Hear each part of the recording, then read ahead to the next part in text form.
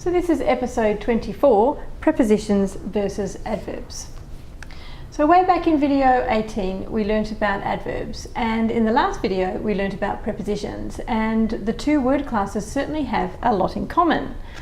Now, one of the things they have in common here is their semantic similarities in that both adverbs and prepositions can express information about place, movement and time. However, there are some very distinct differences between prepositions and adverbs as well, and I'm going to write those down. Now, prepositions, if you may remember from the last video, is specifically expressing a relationship between two or more things and events. So let's write that.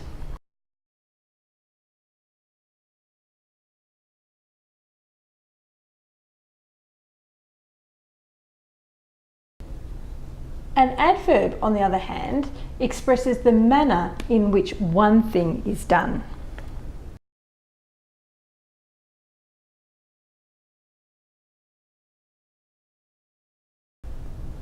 Okay, now that it's written down, I'll just say that again, read it through. So our semantic differences, or the main semantic difference here between the preposition and the adverb, is that prepositions express a relationship between two or more things and events.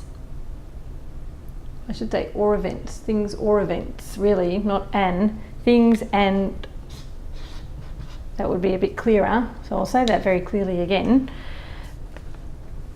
The preposition expresses a relationship between two or more things or events, and the adverb expresses the manner in which one thing is done.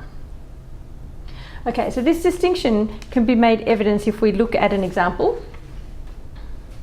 Here we have sentence 1, the boat sailed by the harbour, and sentence 2, the boat sailed by.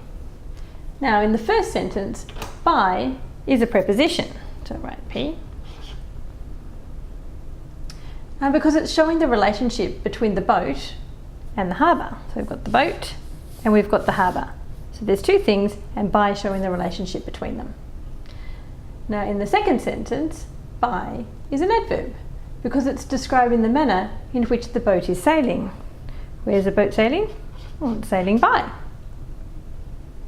Now the above example also supports how adverbs and prepositions differ syntactically.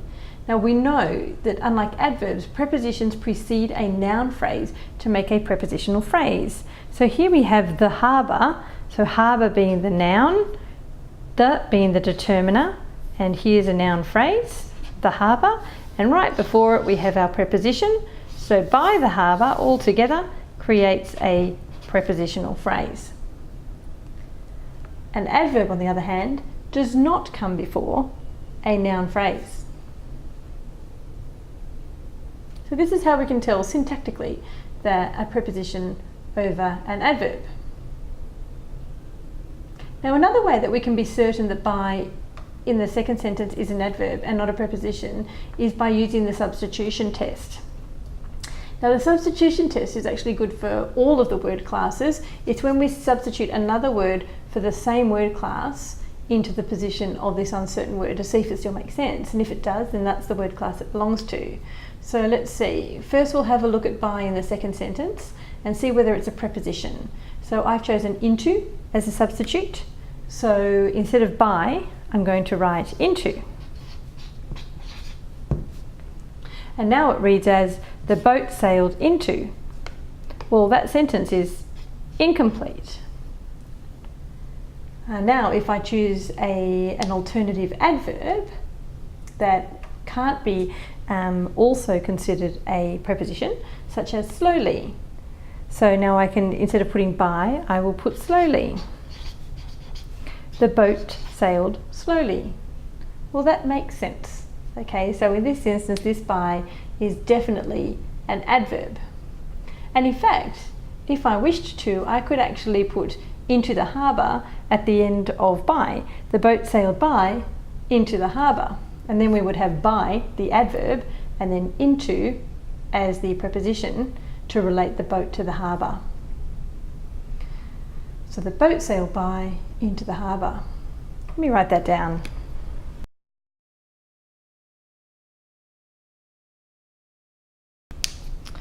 And as I was explaining, in this sentence we have by, which is an adverb, and then we have into, which is the preposition, because into is coming here as part of the prepositional phrase, and by is describing how the boat sailed, or the manner in which the boat sailed, or where the boat sailed. Just gives that little extra information.